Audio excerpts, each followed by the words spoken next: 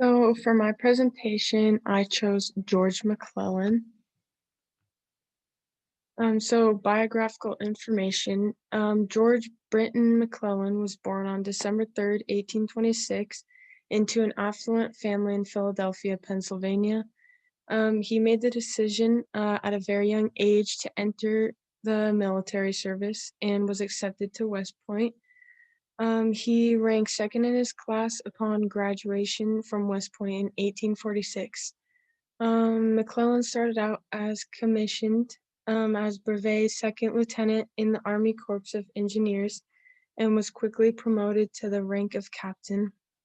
He died on October 29th, 1885 at the age of 58.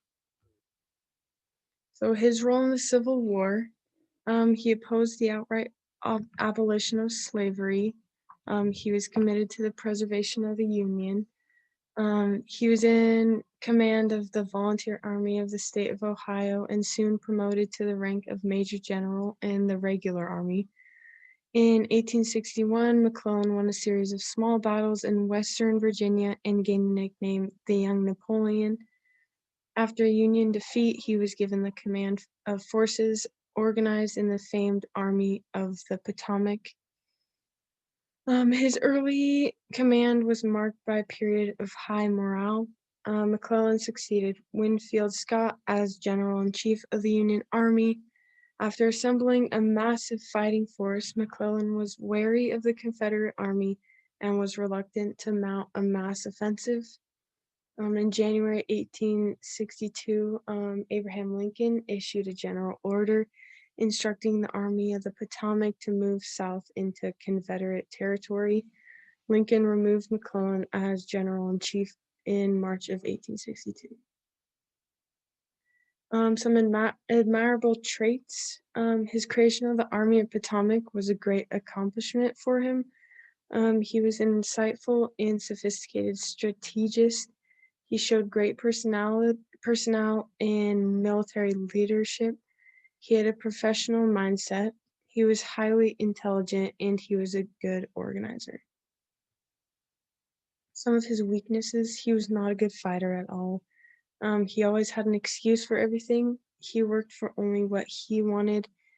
He would retreat and quit even when he has an amazing army. He would blame other people for what he did. So what we can learn: George had many accomplishments and failures that we can learn from. One failure from him that we can learn is that fear can hold you back from potential. He retreated from a battle after assembling a massive force that had the strength and numbers to win. Although from his accomplishments, we can learn that motivation and hard work will bring you success and achievements. He organized the famed Army of the Potomac, which was a great accomplishment. So my overall impression of him: he was a coward and not a great fighter. He retreated from a fight he most likely could have won.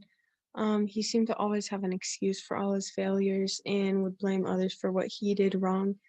Although he had many failures, he still was a very insightful and intelligent man. He was a great organizer and was known for the famed Army of the Potomac that he had organized. He showed great personnel and military leadership in most situations. So overall, he was not a great fighter and he shouldn't have been in a position to decide to fight or not.